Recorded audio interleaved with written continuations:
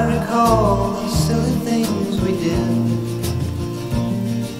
She would want to ride upon my back to keep from stepping on the crack. I didn't think of it back then, but even when she did not win, she was happy just to play. Stoney liked to live out every day. Stoney, happy all the time. Stoney, life is summertime. The joy you find in living every day. Stoney, how I love your simple ways. The times when no one understood, seems that Stoney always would. We'd walk for hours in the sand. She would always try and hold my hand. Stoney, happy all the time. Stoney, life is summertime. The joy you find in living every day. Stoney, how I love your simple ways.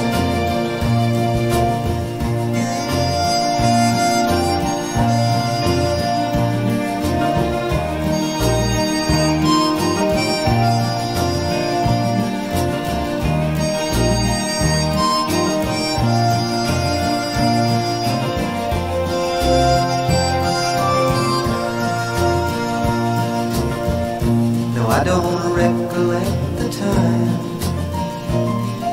I fell in love with this old friend of mine. Oh, when I first saw in her eyes what she tried so not to hide. Stoney, happy all the time.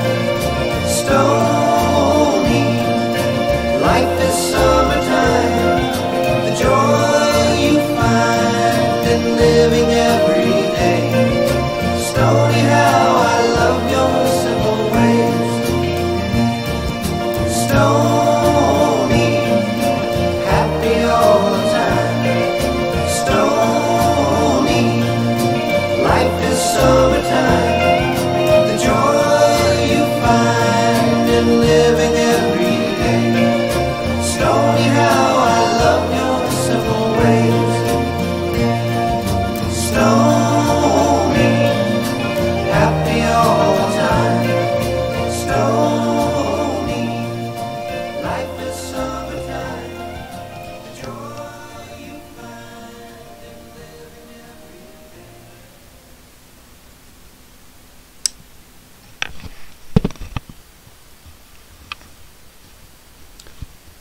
자, 주말 잘 지내셨습니까? 소리 잘 들리세요? 소리 잘 들리시면 1번 눌러주세요.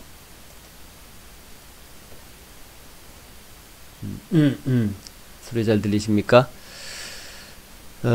예, 오늘 월요일입니다. 1월 13일이고, 2020년 벌써 1월 중순으로 넘어왔습니다. 중순. 발음 잘 안 된다. 여러 가지 사건들이 많죠. 가장 특징적인 사건은 그 이란입니다. 이란이 웬일로 정말 아주 특이해요. 이란이 자기들이 실수했다. 우크라이나 항공기를 자기네들이 미사일 발사로 격추시켰다. 실수였다. 그 트럼프 대통령이 살짝 언급을 했어요.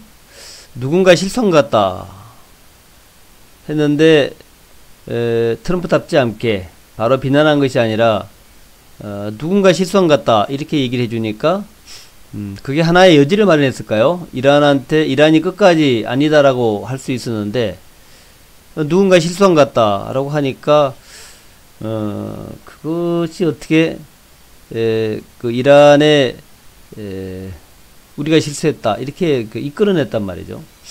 아닐 수 있는데 북한 같은 경우에는 그렇게 안 했을까? 북한도 그랬을까요? 북한이 우리가 실수했다라고 할 수 있을까요? 이란하고 북한하고 좀 비슷한 면모가 있죠. 뭐 한쪽은 이제 신정 국가고 하나는 이데올로기 국가고, 근데 뭐 둘이 친하고, 또 이란에서 북한제 무기를 많이 수입했다고 그래요. 어쨌든 간에 옛날 같지 않게, 옛날에는 이란이 그렇게 한 적은 제 기억이 없었습니다. 중동 국가에서 우리가 실수한 것 같다라고 이제 실수를 자인하는 경우는 없었는데, 물론 이제 이란의 정치가 좀 복잡하긴 해요.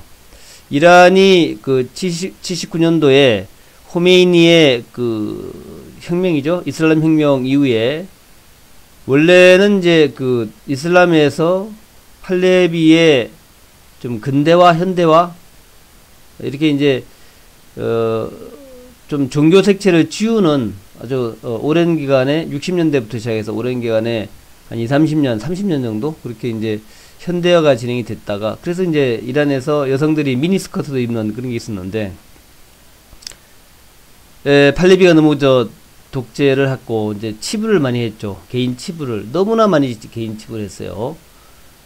국민들한테 좀 나눠줬으면 괜찮았을 텐데, 그 바람에 다시 호메이니의 이슬람 혁명이 일어났고, 그 이슬람 혁명 이후에 이제 완전 신정국가로 돌아갔는데, 그때 이제 이란에서 중요한 어떤 변화가 뭐냐면 군부가 두 개로 나뉘어졌어요. 군부가. 이란의 혁명수비대는 이 종교 지도자, 최고 국가 권력의 최고 정점에 있는 게 종교 지도자예요. 지금 이란은 그 사람이 지휘하는 혁명수비대가 있고, 또 대통령이 지휘하는 보통의 군대가 있고, 근데 투표를 통해서 지명되는 사람은 대통령이란 말이죠. 근데 투표를, 그러니까 국민들의 지지를 받아가지고 되는 사람은 대통령인데, 이 이슬람의 혁명 지도자, 이슬람 지도자는 그게 아니라 일종의 세습이랄까? 세습은 아닙니다만은 그 몇 사람들이 모여가지고 뽑는 사람이 이슬람의 지도자예요. 이슬람 종교 지도자. 근데 실제 국가 권력의 최고위는 종교 지도자 갖고 있단 말이죠. 아마 그 사이에 권력 갈등 같은 게 있지 않았을까. 이란의 대통령은 약간 좀 그래도 너무 보수적이지 않고 좀 진보적이에요. 그러다 보니까 그런 갈등이 좀 있을 것 같아요. 제가 볼 때는 이번에 우리가 잘못했다, 우리가 실수했다라고 자인한 것은 그런 갈등 같은 것도 있었던 것 같아요. 그런 갈등. 그러니까 국민의 투표를 통해서 탄생된 대통령하고, 그게 아니라 거의 세습되다시피 내려오고 있는, 원래 호메이니부터 시작해서 이게 호메이니 오른팔에 다시 올라가고 이렇게 하면서 국민의 그 어떤 선택을 받지 않고 되고 있는 그 종교 지도자 간의 갈등. 근데 종교 지도자가 뭐 마치 왕처럼 최고 권력을 가지고 있단 말이죠. 그래서 그 사이에 갈등 같은 게 있지 않았을까, 있는 것 같아요. 그래서 그렇습니다. 이게 이제 왜 그렇게 만들었냐면은 이슬람 79년 이슬람 혁명에서 군부 쿠데타를 두려워해서 군을 갖다가 두 개로 나누었는데, 그 군대를 두 개로 나눈 것 자체가 이제 또 이란의 갈등이 되고 있다. 그래서 이번에 그 미사일 그 오발, 이것이 이란의 정치 갈등을 만드는 중요한 이유가 되고 있고, 지금 이제 대학생들이 신정에 대해서 지금 비판을 하기 시작했죠. 대학생 데모가 이거 뭐가 잘못됐다, 우리 투표를 통하지 않은 권력이 최고 권력을 가지고 있고, 이러다 보니까 이번에 같은 혁명수비대의 미사일 오발 같은 이런 사건이 나온다, 이렇게 이제 또 데모를 하고 있단 말이죠. 근데 왜 이 얘기를 오래 하냐면은 요거하고 북한하고 좀 비슷해요. 북한도 그런 비슷한 맥락이에요. 북한하고 이란하고 물론 멀리 떨어져 있고 전혀 뭐 다르죠. 하나는 종교 쪽이고 하나는 또 공산주의하고 원래 그 신하고는 다 반대잖아요. 근데 어쨌든 칼라가 비슷하고 좀 우호적이에요. 이란하고 북한하고. 게다가 이제 미국하고 굉장히 갈등 관계에 있잖아요. 이란과 그 북한이 미국하고 상당히 좀 그 갈등 관계에 있는. 그러다 보니까 이번 사태가 북한한테 많이 충격을 줬을 것이다. 이란이 그 옛날처럼 우리가 안 했다 라고 딱 발뺌을 해야 되는데, 그게 아니라 우리가 했다라고 하는 거, 이것은 굉장한 변화거든요.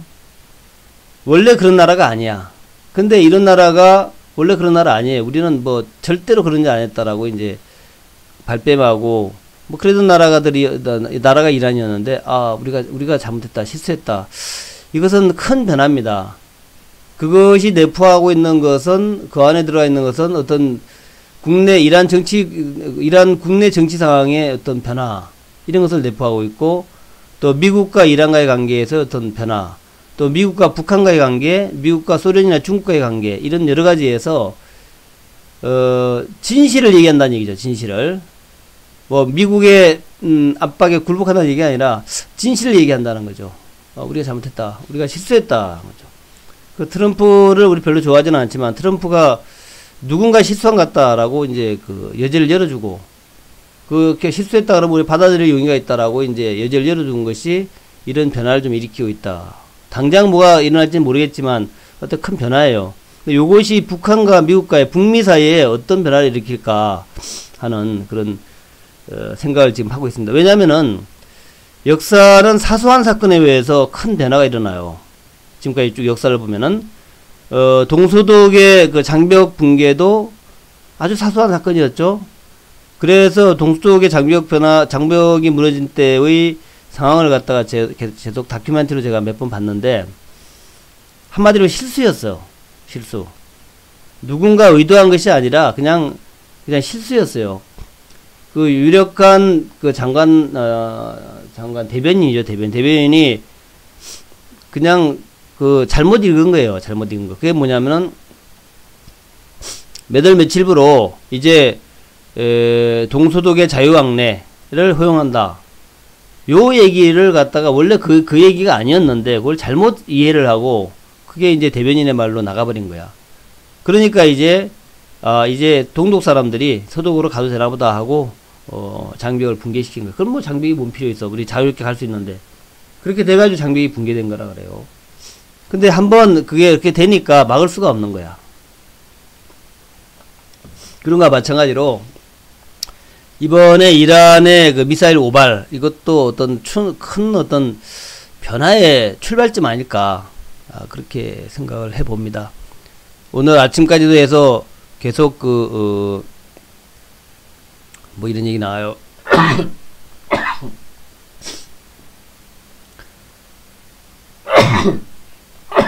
죄송합니다. 아침엔 제가 좀 비염이 좀 있어서. 오늘 아침에도 이제 이란하고 그 이라크 기지에, 미군 이라크 기지에, 이라크에 있는 미군 기지에 또다시 이제 로켓포가 떨어졌다 그래요. 8발이 떨어졌다. 이날 공격으로 장교 2명과 이라크군 4명이 다쳤다 그래요. 이라크군 4명이 다쳤다. 그래서 뭐 그런 게 있는데, 어쨌든 이제 그래서 미국과 이란과의 갈등이 이제 수습 국면으로 들어가고 있다는 거죠. 수습 국면. 그게 이제 중요한 변화고, 아직까지 뭐 미국과 북한과의 문제는 큰 변화는 없지만 미국 이란의 문제 때문에 요것도 변화될 가능성이 있다라는 점을 우리가 좀 유심히 지켜봐야겠다.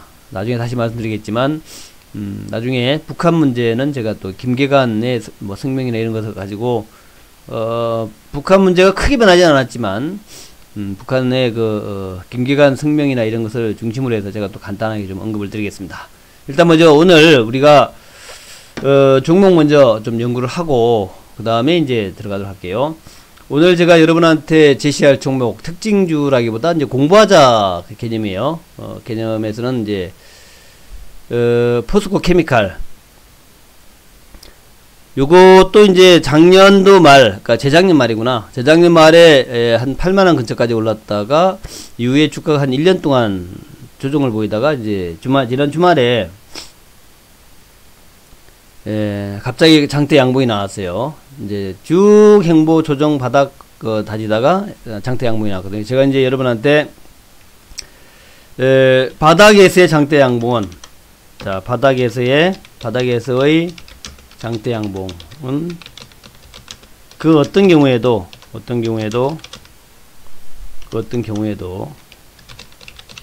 의미가 있다 그랬죠. 예, 바닥에서의 장대 양봉은 그 어떤 경우에도 의미가 있다. 그렇게 말씀드렸는데, 그 얘기 뭐냐면은, 하나의 변화 가능성 얘기한 거죠. 변화의 가능성. 어떤 변화의 가능성. 그 얘기를 했는데, 포스코 케미칼하고 현대 미포조선도 비슷한 맥락이에요. 요것도 보면은 이제, 작년도 초, 그러니까 뭐, 18년도 말이나 19년도 초쯤에 고점을 만들고, 한 1년 동안 행보하다가 1년 동안 계속 내리는 거죠. 계속 내려가지고 바닥을 행보하다가 갑자기 장대 양봉 나온 거. 요거 장대 양봉 나왔잖아요. 그래서 요것도 미포도 좀 거래량 장대 양봉 나왔는데, 바닥에서의 장대 양봉은 그 어떤 경우에도 의미가 있다. 이제 그렇게 해서 이제 그 포스코 케미칼하고 현대 미포조선 또 그다음에 이제 KMW는 요거는 그 어떤 기술적 문제가 아니라 기술적으로 이제 정별된 상태. 요거 이제 그니까 앞에 두 종목은 역별에서 바닥 반전 신호가 나온 거죠. 바닥 반전 신호. 요거를 두 종목을 받고, 요 이제 KMW는 이제 정별에서 중기 눌림목을 만든 이후에 반전을 시도하고 있는 종목. 그렇게 이제 봐야 되겠죠. 그래서 먼저 KMW 정배열 종목을 먼저 봐야 되니까 KMW를 먼저 보고, 그 다음에 현대미포조선하고 포스코 케미칼을 보겠습니다. 그 다음에 제가 북한 문제를 또 간단하게 여러분한테 언급을 좀 드리도록 할게요. 먼저 KMW인데 기업 내용부터 먼저 살펴보고 가겠습니다. KMW 도대체 뭐하는 회사야? 그래서 KMW는 5G 종목이라고 알고 있죠. 5G 종목이다. KMW는 5G 종목이다. 그래서 5G가 뭐냐면, 5G는 다 알죠. 소위 이제 사물 인터넷을 가능하게 해주는, 가능하게 하는, 초고속 인터넷망이라는 거죠. 초고속 인터넷망 5G 사물 인터넷을 가능하게 하는, 그 정도로 이제 빨리 발전하고, 이게 사물 인터넷이 되어야 뭐 우리 자율주행이 되거나 뭐 이 될 거 아닙니까? 사물 인터넷 되어야. 물론 이제 5G 상태에서 완벽한 자율주행이 된다라고 얘기할 수는 없겠지만, 5G가 되어야만이 자동차와 자동차 간에 통신이 돼가지고 앞차하고 뒤차하고 안 부닥치고, 물론 그거야 이제 센서로도 할 수 있겠지만, 전체 교통망이나 이런 것들이 5G가 구현되어야 통제가 된다는 거고, 또 각 자동차마다 이 사물 인터넷을 장착해야만이 앞차하고 뒤차 간에 어떤 간격 유지라든가 여러 가지 종합적인 정보 시스템이 만들어서 운행될 수 있다는 거죠. 이게 이제 사물 인터넷이란 말이죠. 그게 이제 5G인데, 그 5G에서 통신 시설 요걸 하는 것이 KMW다라고 보시면 되겠고, 이동통신 기지국에 장착되는 부품과 장비를 제조하는 기업이다. 그다음에 개별 종속기업들이 관계사가 많이 있어요. 또 중요한 게 사물 인터넷의 그 투자 확대에 굉장히 수혜주다 하는 것이고, 대한민국은 이제 5G를 굉장히 빠르게 지금 이제 망을 놓고 있는데, 앞으로 이제 2020년에는 그러니까 해외에서 중국이나 미국이나 유럽이나 이 해외에서 5G 쪽을 빠르게 망을 깔기 시작할 것이다. 그게 이제 올해 KMW의 기대감이죠. 물론 작년도에 주가 많이 올랐지만. 그래서 이제 저 내용이 쭉 있는데, 요 내용을 우리가 읽어도 그 내용을 뭐 완벽하게 이해는 못합니다만은 그냥 이런 정도다 감만 잡으시면 돼요. 확실히 뭘 알 필요는 없습니다. 그래서 RF 사업 해서 이제 통신 이제 통신 기계라 생각하시면 되죠. 통신 기계. 그래서 RF 컴포넌트, RRH, RRA, 필터 유닛, 에어 인터페이스, 앰플라이어. 그다음에 LED 사업도 합니다. 가로등, 보안등, 실내등. 이건 이제 매출은 좀 일어나겠죠. 매출은 뭐 가로등이나 이런 쪽이 일어나겠지만, 네, 마진 쪽은 아무래도 RF 사업, 통신망 쪽이 아주 좋을 것이다. 이렇게 봐야겠죠. 그래서 뭐 블랙홀 필터 뭐 이렇게 생겼습니다. 이렇게 생겼어요. 그림만 보고 하자고요. 그 다음에 필터 유닛 해가지고 이렇게 생겼습니다. 그 다음에 HPA 예, 이렇게 생겼어요. 요런 거. 그리고 뭐 본다고 알 수 있는 건 아니지만 그리고 RF 컴포넌트 우리가 뭐 그림으로 봐도 뭐 모르겠지만 이렇게 생겼다라는 거. 그 외에도 이제 여러 가지 사업이 있는데 제가 대표적인 것만 좀 올려놨어요. 그렇다. 그 다음에 이제 SRO라 그래가지고 스몰 라디오 아웃도어 뭐 이게 있는데 요거 이렇게 생겼다. 네, 이렇게 SRO 스몰 라디오 아웃도어 이거 찍어놨죠 여기다. 요런 것들을 만드는 데가 KMW다. 우리가 뭐 KMW 많이 알죠. KMW. 하여튼 뭐 그런 기업이라는 거죠. 그런 기업인데 뭐 시가총액도 꽤 크고 기업 내용도 꽤 좋은 회사예요. 굉장히 기업 내용 좋습니다. 실적도 좋고요. 또 시가총액 한번 알아볼까요? 얼마 되나?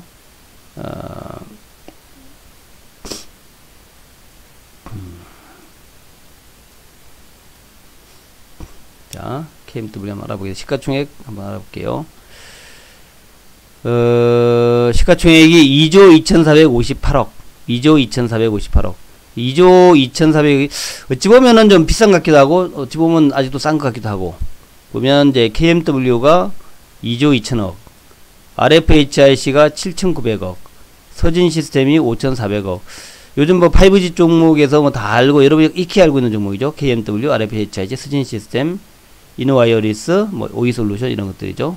그 다음에 이제 뭐 FR텍이나 쭉 있는데 하여튼 그 중에서 5G 종목에서 가장 그 대표 종목이 KMW다. 다시 한번 차트를 보면 차트는 이렇게 되어 있다는 거죠.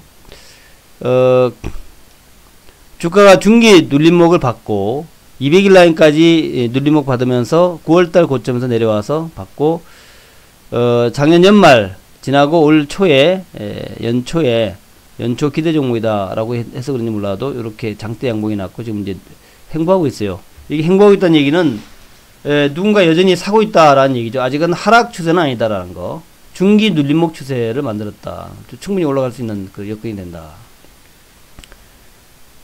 또 최근에 기관과 외국인들의 매수도 좋아요. 기관 외국인들 매수 좋습니다. 그래서 외국인들 꾸준히 매수하는 모습이 다시 시작이 됐고, 뭐 기관은 이제 지난 연말까지도 여전히 열심히 매수하고 있는 종목이다. 그러니까 주가가 많이 올랐다라는 게 이제 단점이긴 한데, 많이 올랐죠, 주가는. 만원 하다가 지금 뭐 8만원까지 왔으니까, 8만원 왔다가 지금 5만원인데, 주가가 많이 올랐다라는 것이 단점인데, 그러나, 차트나 수급은 괜찮다. 이렇게 보시면 되겠죠. 차트나 수급은 괜찮다. 그런 관점에서, 이런 종목들은 그렇습니다. 그냥 결국에는 장기 라인 이탈이 되느냐라는 거예요. 장기 라인 이탈하면 버려야 되는데, 근데 주식이라는 게 그래요. 항상, 아무리 좋은 종목도 장기 라인 이탈하면 사지 말아라. 맞아, 장기 라인.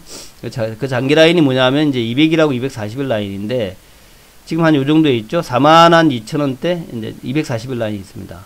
지금 이제 56,000원대니까 아직은 안심할 수 있겠고. 그래서 초단기적으로는 이제 21선 이탈하게 되면 조금 불안하게 봐야 됩니다. 21선. 한번 눌림목, 첫 번째 눌림목에서 이제 21을 극복하고 올라가고 있는데 극복한 21선을 재차 이탈한다? 이거 안 되는 거죠. 그래서 21선 첫 번째, 여러분 중요하게 생각하시고, 그리고 장기로 봤을 때는 240일 라인, 요거 이탈하면 사지 말아라. 근데 장기 라인이 이렇게 올라가고 있고, 정비율 유지되고 있는 한은 보유나 또 저점에서 좋다. 네, 그런 개념으로 보시면 되겠습니다. KMW 말씀드렸고요. 그 다음에 이제 포스코 케미칼.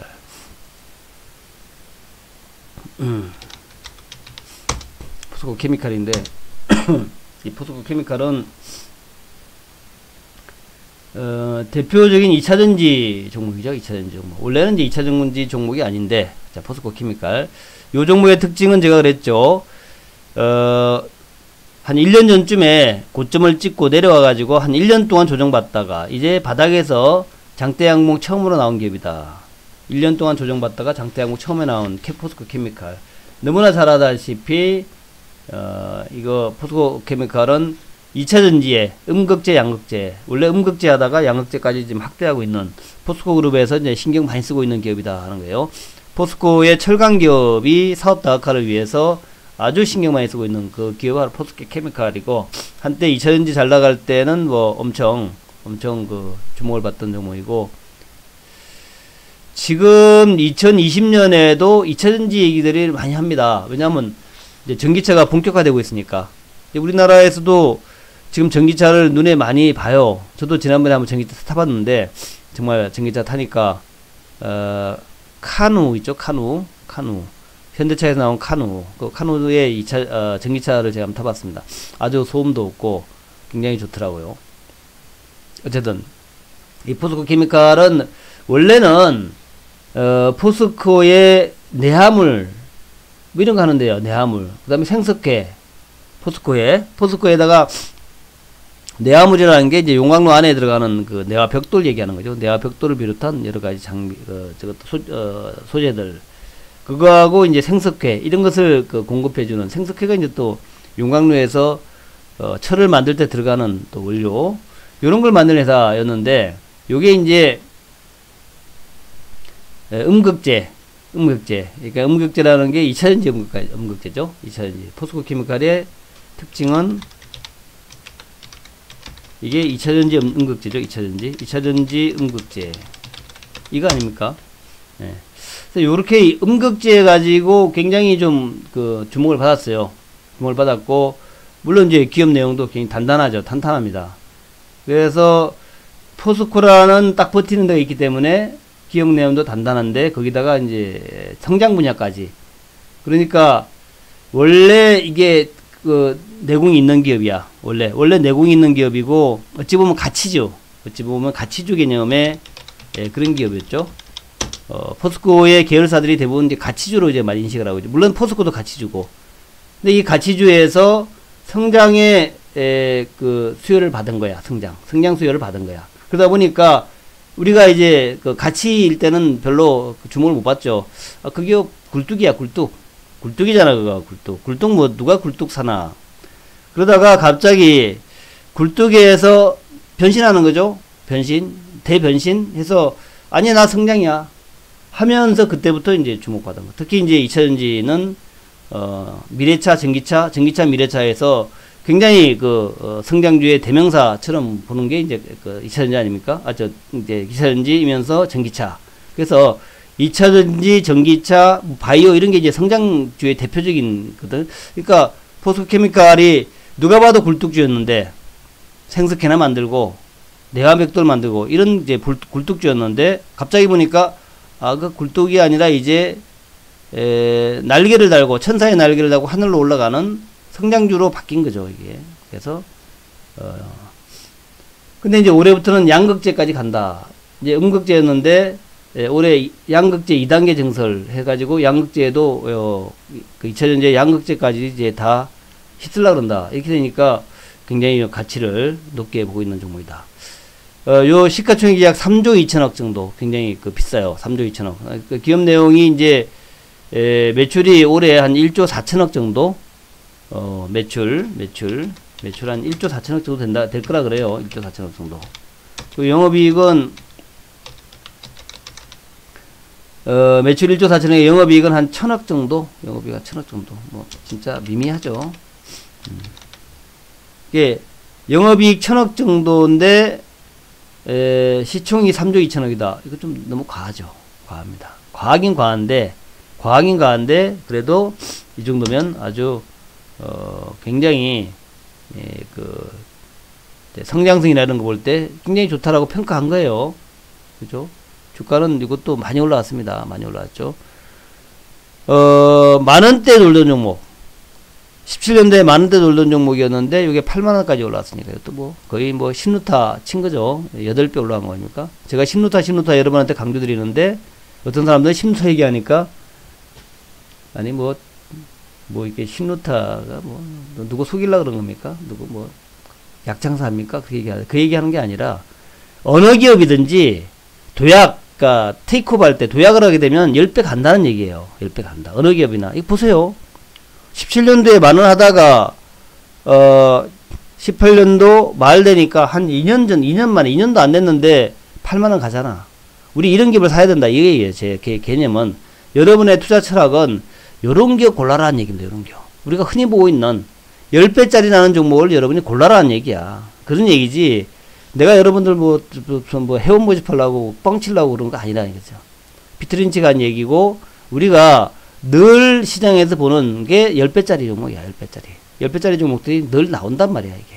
늘 나오는데, 우리가 그런 거 다 연구하지 못하고, 또 한편으로는 배짱이 없어가지고 10배 나는 어떤 투자 철학 이런 게 생긴단 말이에요. 투자 철학이라 그러니까 좀 말이 이상하긴 한데, 어떤 그런 컨셉 그런 게 늘 나오는데 우리가 그걸 깨닫지 못하고 있다. 그래서 투자 컨셉을 항상 그 10배 날 종목의 투자 컨셉을 가지고 그런 종목을 찾아가야겠다라고 생각을 하면은, 그러면 이제 그때부터 여러분이 주식이 좀 되는 거야. 주식이. 이렇게 맨날 뭐 단타 쳐야지 들어가서 뭐 오늘 먹고 내일 빠지는 게 최고야, 이렇게 생각하니까 그런 종목을 찾아다닌다 야. 근데 여러분들이 많은 기업들을 아마도, 자, 포스코 케미칼 여기서 10% 먹고 빠지고 여기서 5% 먹고 빠지고 좋았는데 보니까 이게 10배 간 거야.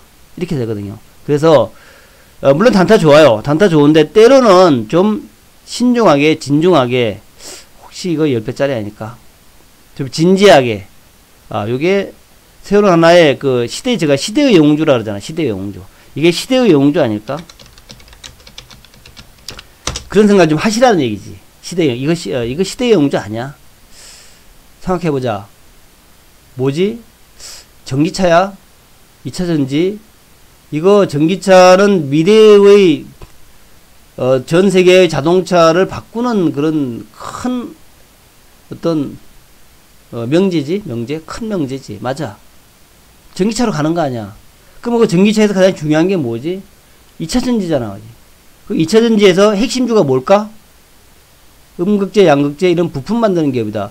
전지를 만드는 삼성 SDI나 LG화학도 좋지만, 물론 그런 것도 좋아요. 근데 그런 것도 물론 장기로 봤을 때는 대박 날 거예요. 근데 그게 핵심 소재를 만들고 있는 이런 기업들은 우리가 이렇게 이제 10배 갈 수 있는 그런 걸 가지고 좀 꾸준히 들고 가야겠다. 장기 투자해야겠다. 그게 중요한 거라고. 근데 우리가 이제 바이오 쪽은 뭘 봐야 되냐면 이제 플랫폼을 봐야죠. 플랫폼. 바이오는 기술 플랫폼. 이걸 봐야 된다고. 이게 뭐 하나 성공하느냐 이거 보는 게 아니라 기술 플랫폼. 이 기술 플랫폼은 뭐냐면 다양한 파이프라인이죠. 파이프라인. 다양한 파이프라인이라는 게 뭐냐면은 하나의 기술 어떤 인프라, 기술력 인프라, 연구 인력이라든가 그동안 연구 성과라든가 파이프라인이 한 뭐 10개, 20개 된다든가 이런 어떤 파이프라인이 아주 확고한 이런 기업들은 한두 개에서 실패하더라도 괜찮아. 한두 개에서 실패하더라도 오히려 그 실패를 가지고 어떤 그 연구 능력이 이제 쌓여가는 거야. 그러면 그걸 가지고 그 기업은 그 가지고 있는 연구 인프라를 볼 때에 지금은 실패했지만 다음에 성공할 수 있을 것이다. 그거죠. 최근에 요즘 뭐 엊그제도 우리 신라의 달밤이 한번 또 급등이 나왔는데, 그 이유가 지난번에는 실패했지만, 지난번에 간암 가지고 실패했지만 이번엔 신장암에서 성공할 수 있다. 이런 거 아니야, 이게. 이게. 간암에서 실패했지만 신장암에서 성공할 수 있다. 하나의 파이프라인이 있는 거야, 그러니까. 아주 뭐 다른 것보다는 좀 약하긴 하지만. 근데, 신라의 달밤 말고 다른 이제 기업들 중에서 시가총액이 높은 기업들은 굉장히 다양한 하나의 그 뭐 팩사백이 아니라 다른 여러 가지를 갖다가 종합적으로 연구하면서 가능성이 무궁한 그런 기업들이 있어요. 그런 기업들 여러분이 찾아야 돼. 그런 기업들, 다양한 그 어떤 능력을 보유하고 있는 그런 기업들이 좋은 거야, 그게. 그런 개념을 보시고, 마찬가지로 이제 그런 것들이 이제 그 신약에서의 중요한 평가 기준이라 그런다면, 이제 뭐 2차전지 이런 데서는 또 다른 거지. 그쪽은 실패할 가능성이 높지만 인프라가 중요한 거고, 2차전지 같은 경우는 뭡니까? 그게 아니라 확실히 요거는 앞으로 성공할 가능성이 신약보다는 엄청 높은 데야.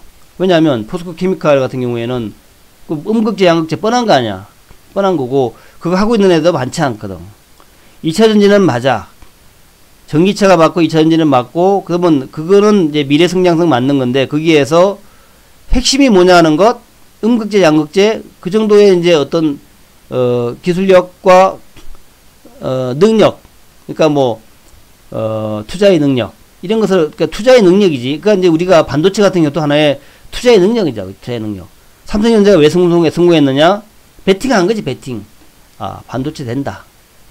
반도체 되니까 삼성그룹의 사활을 걸고 삼성그룹의 총 역량을 모아가지고 반도체에 아주 풀 베팅한 거지.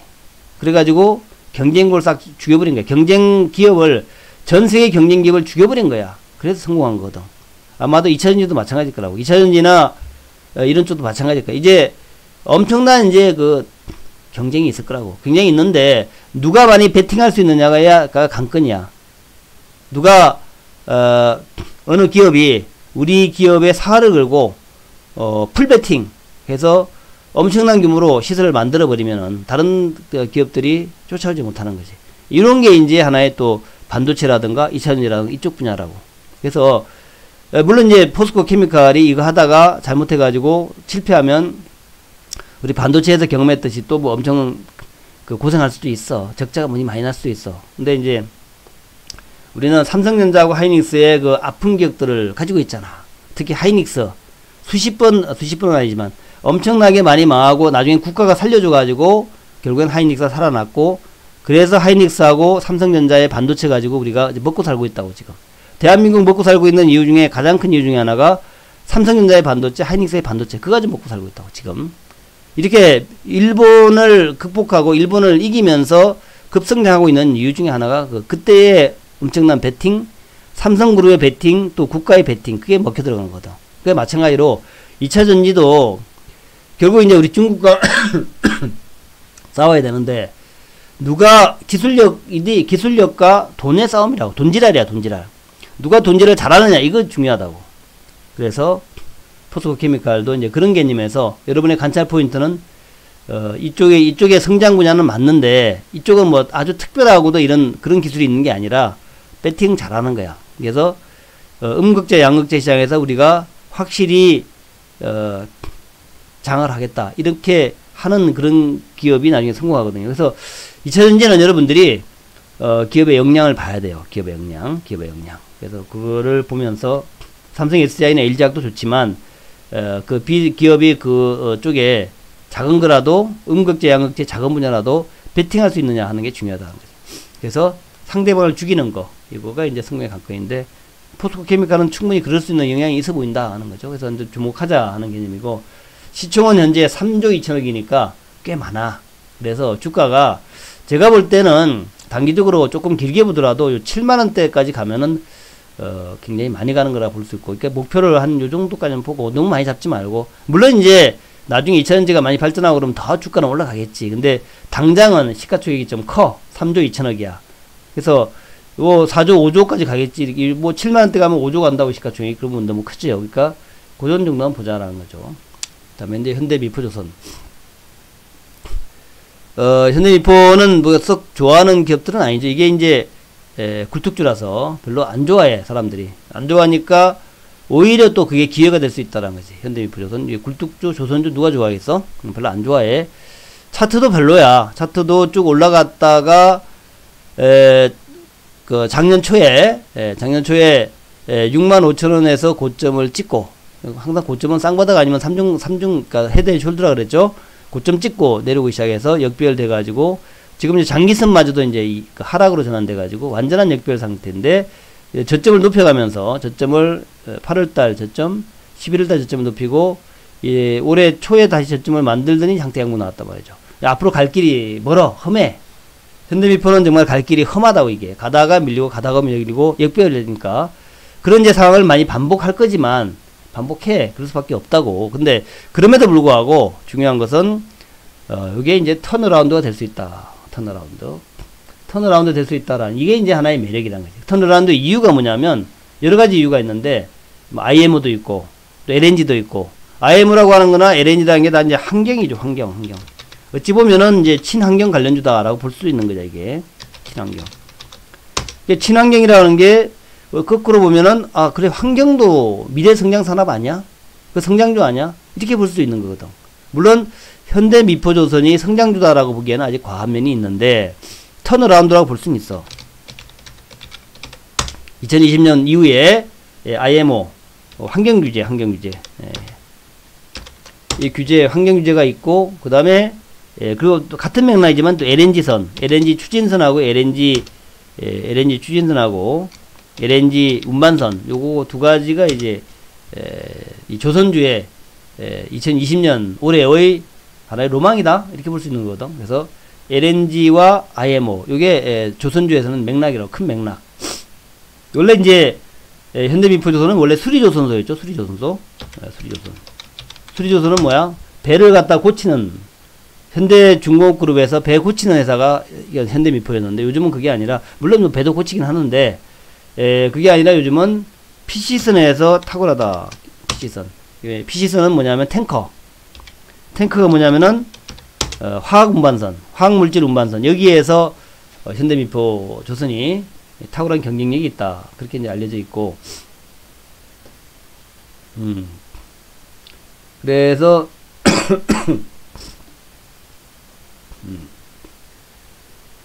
현대중공업이나 이런 데는 이제 대형 선박을 하는데 현대미포는 중형을 하고 있다. 중형.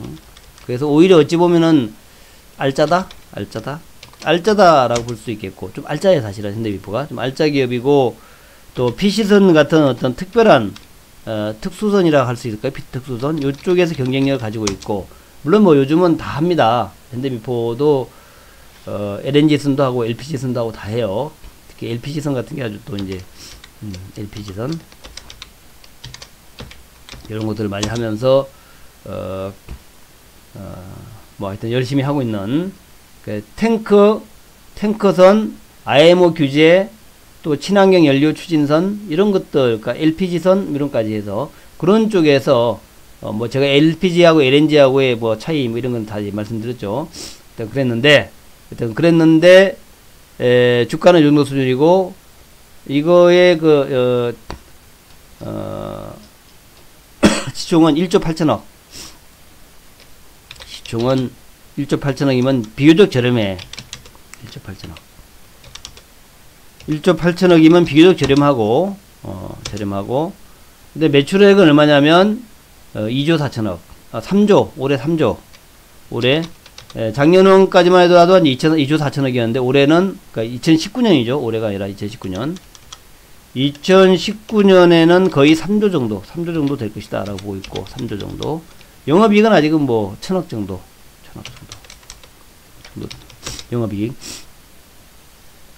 그러니까 시총이 1조 8천억인데 시총보다도 매출이 훨씬 크다는 거죠. 아까 포스코 케미칼은 안 그랬죠.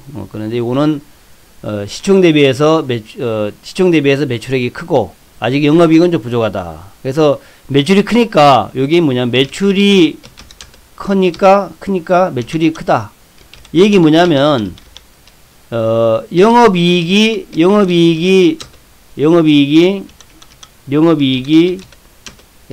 급증할 수 있다. 그 얘기란 말이지.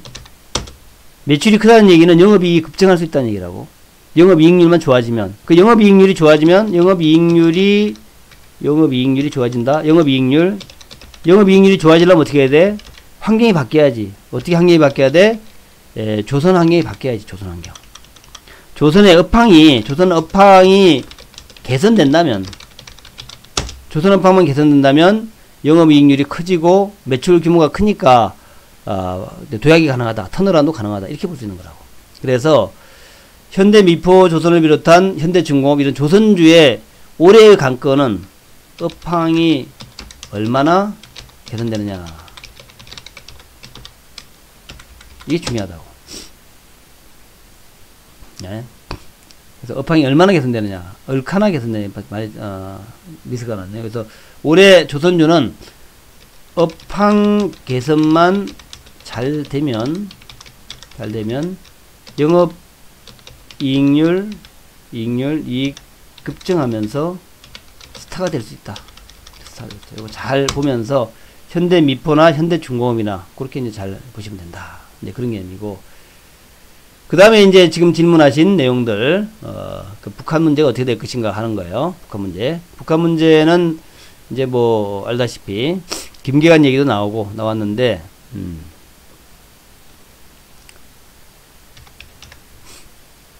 북한 문제는 여러분들 뭐 이런 종목들이죠. 그래서 지난주에 조금 올라갈 듯한 모습 보였어. 푸른기술도 반등의 기류가 나타났고, 부산산업 DRTI 같은 거 마찬가지고, 일신석재도 반등의 기류가 나타났어.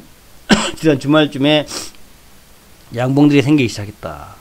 아난티도 마찬가지였고, 양봉이 조금씩 나오기 시작했는데, 그러면 올해 어떻게 될 것인가 하는 것은, 이건 정치적인 거야, 정치적인 거. 정치적인 것은 참 까다롭죠. 까다로워요. 요가 아무리 정치적인 것을 잘 예측한다 하더라도 정치적인 것은 틀릴 수 있어. 왜냐하면 김정은이가 어떻게 될지 내가 어떻게 알아. 뭐 이런 개념이거든요. 그러니까 다시 한번 우리 김정은이가 어떻게 좀 놀고 있나 하는 것을 아까 제가 잠시 설명드렸죠. 이란과의 문제를 설명드렸는데, 자, 그래서 오늘 헤드라인 보니까 허망한 꿈 꾸지 마라. 남북 관계 개선 가시밭길 예고. 이렇게 이제 헤드라인 떴어요. 그러니까 오늘 뭐 남북조가 크게 올라가지는 않겠지. 그 다음에 북한신문이 연일 정면 돌파 사상전이다. 미국과 장기 대립을 예고하고 있다. 또 김계관이 지난번에 제재 완화와 핵 안 바꾼다. 우리 요구를 수용해야 돼야 된다. 그러니까 이번 지난 주말에 있었던 가장 중요한 얘기는 김계관의 얘기예요. 그게 뭐냐면은 핵과 안 바꾼다. 요 얘기 뭐냐면은 하노이 회담에서 핵심은 뭐였냐면은 핵과 제재 해제를 바꾸자 그랬잖아요. 바꾸자. 근데 이번에는 뭐냐, 김계관이 물론 이제 김정은은 아닙니다. 김계관이 얘기가 안 바꾼다. 뭐 김계관은 그렇게 얘기할 수 있죠. 안 바꾼다. 그래서 이제 일부 보도에서는 이런 얘기 나오죠. 북한이 핵 보유국으로 인정받고 싶지 않나, 인정. 이렇게 되면은 이제 우리가 뭘 생각해야 되냐면, 지난번에 제가 아까 이란하고 북한하고 비슷하다 그랬죠. 이란과 아까 초반전에 제가 이란과 아까 못 들으신 분들은 그 이란에 대해서 제가 설명을 쭉 하면서 북한하고 비슷한 면을 설명했어요. 요거는 이제 유튜브에 녹음이 되어 있으니까 유튜브를 보시면은 이란과 북한 간에 어떤 이제 그 관계가 있고, 그래서 이란의 이번 그 미사일 오발 사건이 어떤 파장을 미칠 것인가를 제가 간략하게 핵심만 추려서 내가 언급을 했는데, 그걸 다시 한번 보시기 바라겠고, 그래서 북한 사정이라는 게 정치인 거라서, 인간이 하는 거라서 참 예측하기 어렵습니다. 어려운데, 그럼에도 불구하고 현재의 상황 자체는 우리가 우리가 이제 그 예측이 가능한 거죠. 현재의 상황 같은 것은. 그래서 오늘 뭐 강경화 장관이 폼페이오하고 회담을 하기 위해서 다시 이제 미국에 간다. 지난번에는 우리 그 안보실장, 정호영 안보실장이 미국에 가가지고 파트너랑 만나서 북한 문제하고 이제 중동 파견 문제 요걸 일단 이제 얘기하고 온 것 같아요. 그래서 그런 얘기고, 강경화 장관이 왜 간다라는 거. 그다음에 북한 신문에서 연일 정면 돌파의 사상전을 얘기하고 있다. 이게 이제 경제 문제인지 북한 핵 문제인지 뭐 애매하지만, 그다음에 허망한 꿈 꾸지 마라. 남북 관계 가시밭길 예고. 이 타이틀은 이렇게 달았지만 내용을 한번 나중에 읽어볼게요. 내용은 김계관 얘기야. 김계관의 얘기인데, 김계관의 얘기인데 이제 사진은 김정은이를 이렇게 이제 내세웠죠. 근데 요거 조금 이따 읽어볼게요. 그 내용 자체는 김계관이 얘기한 거. 원래 김계관은 이제 고문으로서, 외무성 고문 아닙니까? 고문이니까, 우리나라에 따지면은 이제 우리나라의 문정인 교수, 이 정도의 역할이라 보면 됩니다. 문정인 교수가 특보인데 좀 자유롭게 얘기하잖아요. 그래서 이제 공식적인 얘기가 아니라 문정인 교수의 그 개인적인 지금 아이디어 차원 뭐 이런 거란 말이에요. 그래서 김계관도 이제 그런 이제 그 어떤 양념이라든가 그런 역할을 하고 있다. 이제 그래서 다시 한번 좀 이따 보겠습니다. 그리고 이제 우리나라 또 이제 신년 기자회견이 이제 내일 있어요. 내일 문 대통령의 신년 기자회견이 있는데 요것도 있고, 이번 주에는 뭐 오늘부터 JP모건 시작되고 내일 문 대통령의 신년 기자회견이 있고, 그다음에 수요일날 통계청의 고용동향 발표가 있고, 그리고 17일 날에는 이제 주말에 금통위가 열립니다. 근데 금통위는 이번에 뭐 동결되겠죠. 근데 이제 거기에서 소수 의견이 얼마 나오나 이거 봐야 됩니다. 소수 의견이 만약 많이 나온다면 한 4월 달에 금리나 또 될 수 있어요. 근데 그런 것도 이제 신경 써야 되고, 어쨌든 그렇다. 그래서 요 북한의 요 남북 관계 관련 얘기를 좀 이따 한번 더 읽어보겠고, 그 외에는 뭐 특별한 게 없습니다. 그 외에는 뭐 별게 없어요. 쭉 나온 얘기가 사실은 뭐 주말에 나온 얘기는 딱 하나, 요거 김계관의 얘기 요거밖에 없기 때문에 요거 하나만 읽어보고 북한 문제 결론을 또 제가 말씀을 드리도록 할게요. 그래서 김계관의 담화로 통미봉남 재확인했다. 비아냥 쪽 대남 불신을 표출했다. 정부가 점진적 호응 유도 기조, 전문가 북공식 정책 개발까. 아직까지 북한이 공식 입장은 안 내놓은 건 아니고 김계관의 얘기야. 김계관의 얘기. 북한이 김계관 담화를 통해 올해도 통미봉남을 이어갈 것이다.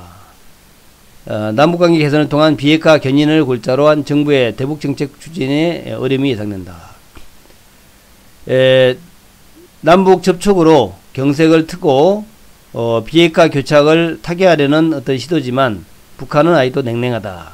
김계관의 그런 내용은 남북보다는 북미에 초점을 맞춰져 있다. 조미 사이에 다시 대화가 성립되자면 미국이 우리에게 제시한 요구사항들을 전적으로 수긍하는 조건에서만 가능하다. 그러니까 미국이 하여튼 북한이 얘기하는 제재 해제를 해달라.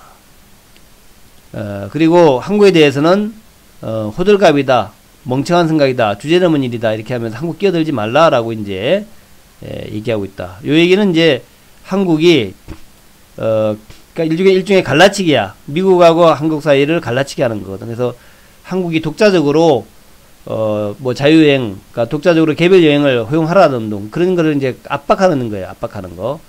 은근히 남한을 갖다가 까면서 압박하는 거죠. 한국이 말이야 9.19 공동성명에도 불구하고 개별 강화 하나도 결정하지 못하는 그런 이제 정부이기 때문에 우리는 한국을 못 믿겠다, 남한을 못 믿겠다, 이런 얘기죠. 남조선 당국은 이런 마당에 우리가 무슨 생일 축하 인사나 전달받았다고 하여 누구처럼 간지덕지하며 대야에 복귀할 것이냐는 허망한 꿈을 꾸지 말고 끼어들었다가 본전도 못 챙기는 바보 신세 되지 않으려 등 자중하고 있는 것이 좋을 것이다. 외교부의 고문이니까 뭐 이렇게 얘기할 수 있죠. 할 수 있습니다. 뭐 북한은 늘 그렇게 해왔으니까.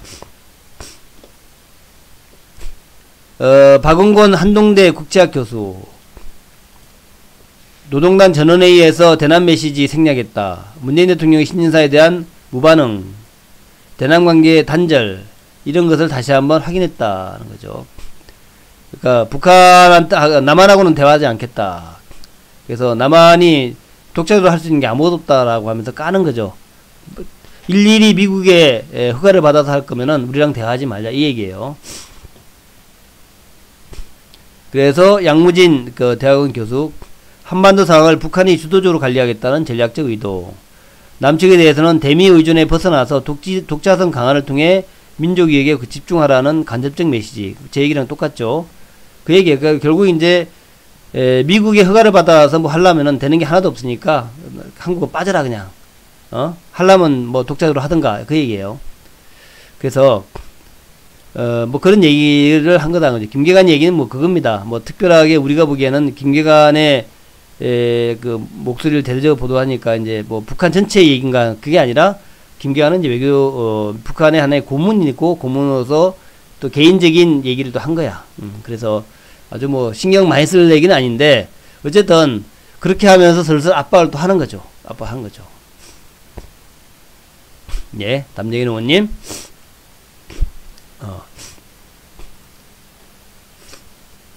그래서 지난 주말에 뭐 내용에서는 뭐 특별한 거 없다. 북한 얘기 특별한 게 없고, 또 우리가 그러니까 금강산 시설물 철거도 하나의 그냥 압박 전술이죠. 압박 전술. 그냥 그렇게 이벤트 한 거야. 이벤트 한번 하고 그 다음에 이제 북한이 진정으로 노리는 것은 실리죠. 실리인데 그 실리는 뭐냐면 첫 번째가 금강산 개별 관광 좀 해라. 요거 같아. 요거. 두 번째는 개성공단 열어라. 세 번째는 철도도로 연결해라. 요런 이제 얘기예요. 그래서 그와 관련해 가지고 아마도 내일 문 대통령의 기자회견에서 뭐가 나올 수 있습니다. 북한에서 뭐 아무리 뭐 얘기하더라도 북한은 아무것도 바랄 게 없고 북한에서는 현재로서는 북미 대화에서 이제 뭐가 나올 거고 북미대화는 좀 기다려 보자고요. 북미대화는 어차피 이제 15일이면 이제 이번 주 수요일이네요. 15일날 미중 무역협상 사인이 있죠. 류호가 이제 워싱턴 가서 사인하고 난 다음에 미중 무역협상 사인하고 난 다음에 그 다음에 이제 진행될 게 북미 대화일 거예요. 북미 대화 진행될 거니까 그때 한번 기다려보고 15일 이후에 북한과 미국 간에 어떤 대화가 이루어지는 봐야 되겠고 또 탄핵 국면도 지나야 되겠죠. 그래서 아마 15일 다음에 이제 월 말까지 1월 말까지 뭐 북미 대화가 이제 연이 진행이 되고 막 진행될 거야. 뭐 그런 것도 보면서 천천히 보면 돼. 여기서 뭐 주가가 더 빠질 일은 없는 것 같고 뭐 악재 나올 일은 없으니까. 그리고 그 다음에 이제 한국 입장에서는 계속 미국에 압박을 하겠죠. 우리는 개별 관광 가겠다. 우리는 개성공단 열겠다. 우리는 철도를 연결하겠다. 이거 계속 압박할 거란 말이죠. 그래서 그것이 얼마나 먹혀 들어가는가 이제 보면서 조금 느긋하게 초조해하지 말고 뭐 김계관이 뭐라 떠든다고 또 초조하지 마. 작년에도 많이 떠들었잖아. 그거 뭐 개 하나가 짖는구나. 개나 소나 다 짖는구나. 그렇게 얘기하면서 생각하면서 진행하면 돼. 그래서 자 오늘의 전략은 오늘의 우리 또 전략을 얘기해야겠죠. 전략은 그렇습니다. 인천요의 신루타 종목 요거는 꾸준히 들고 가야 돼. 요의 신루타 종목 요거는 신루타 날 거니까 아까 제가 KMW의 예를 봐줬죠. KMW가 이렇게 해서 8배 올라갔다. 한 2년 만에 8배 올라갔다. 인천요의 신루타 종목도 아마 그렇게 될 거다 하는 거. 그래서 신루타 종목을 꾹 들고 가시고 그리고 제가 이제 그 외에는 신루타 종목 빼고는 이제 바이오하고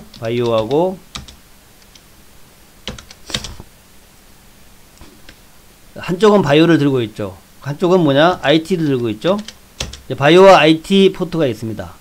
신루타가 있고 바이오 IT 포트가 있고 그 다음에 이제 남북주가 있어요. 그래서 요 세 가지를 잘 병행해 가지고 진행하면 된다는 거죠. 그러니까 신루타 종목과 바이오 IT 요거를 잘 진행을 하면서 남북주는 조금 더 길게 재료 나올 때까지 인내로 기다려야 된다. 요렇게 이제 진행하면 될 것이다 생각이 되고 그런 개념으로 오늘도 대응하면 되지 않겠나 생각합니다. 아까 아침에 말씀드렸던 KMW하고 현대미포조선 이런 것들 포스코 케미칼 요거는 이제 제가 조금 이제 긴 안목으로 종목을 소개시켜드릴게요. 올해의 대박주 포스코 케미칼, 현대미포, KMW 올해의 대박주 이렇게 대박주라기보다 올해의 집중 관심주 그 개념으로 보시고 인천요의 신루타 종목 또 바이오 IT 종목 남북주는 우리 그 와운에 회원에 가입하시면 다 종목은 알 수 있는 거니까 그렇게 하시면은 올해도 여러분이 따뜻하게 멋진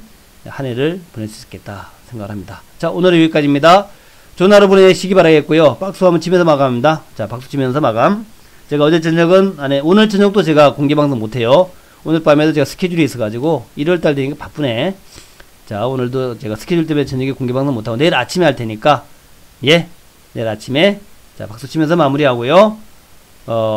요즘 회원 많이 가입하시는데 회원 가입하신 분들 제가 아까 리딩 하는 대로 잘 따라 하셔야 돼요. 감사합니다.